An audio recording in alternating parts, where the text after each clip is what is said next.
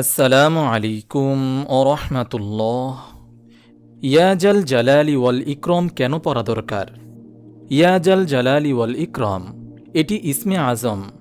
জালাল শব্দের অর্থ মর্যাদাবান এবং ইকরম অর্থ সম্মানিত। আল্লাহকে বড় বা শ্রেষ্ঠত্ব প্রকাশ করতে যেসব নামে ডাকা হয় সেগুলোকে বলে ইসমে আজম। আল্লাহর এই নামটি কোরআনে এসেছে দুইবার। ইয়াজাল জালালি ওয়াল ইকরমের ফজিলত হল, যে ব্যক্তি সকল সময়ে আল্লাহর গুণবাচক নাম ইয়াজাল জালালি ওয়াল ইকরম প্রতিদিন পাঠ করবে, সে ব্যক্তি আল্লাহর পক্ষ থেকে ধন দৌলত লাভ করবে। যে ব্যক্তি আল্লাহর গুণবাচক নাম ইয়াজাল জালালি ওয়াল ইকরম প্রতিদিন পাঠ করবে, সেই ব্যক্তিকে আল্লাহ তাআলা তার আমল, দুনিয়া ও পরকালের সব কাজকর্ম সুন্দর ও সুষ্ঠুভাবে সম্পন্ন করে দিবেন। যে ব্যক্তি আল্লাহর গুণবাচক নাম ইয়াজাল জালালি ওয়াল ইকরম প্রতিদিন পাঠ করবে, আল্লাহ তাআলা সেই ব্যক্তির সব কাজের ভালো ফলাফল দান করবেন।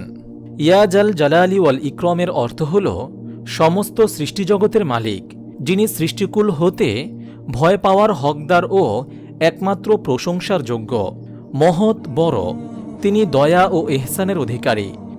নবীজি সাল্লাল্লাহু আলাইহি ওয়াসাল্লাম এক হাদিসে বলেছেন, তোমরা সবসময় ইয়াজাল জালালি ওয়াল ইকরম পড়াকে অপরিহার্য করে নাও। তিরমিজি হাদিস নম্বর 3525। একবার হজরত আনাস রাদিয়াল্লাহু তাআলা আনহু নবীজি সাল্লাল্লাহু আলাইহি ওয়াসাল্লামের সঙ্গে বসা ছিলেন।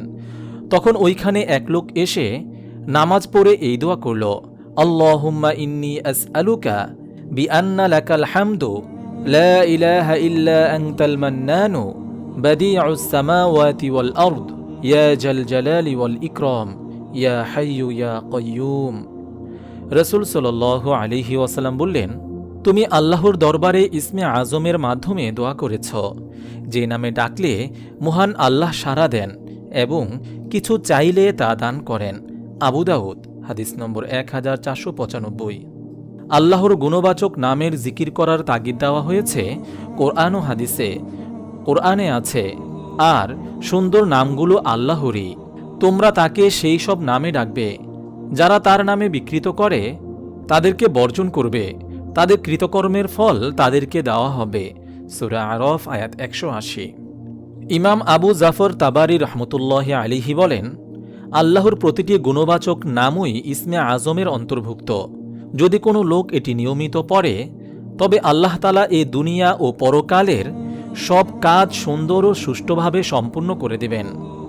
মহান আল্লাহ তাআলা আমাদের সবাইকে ভিডিওতে বর্ণিত আমলটি করার তৌফিক দান করুন। আমিন।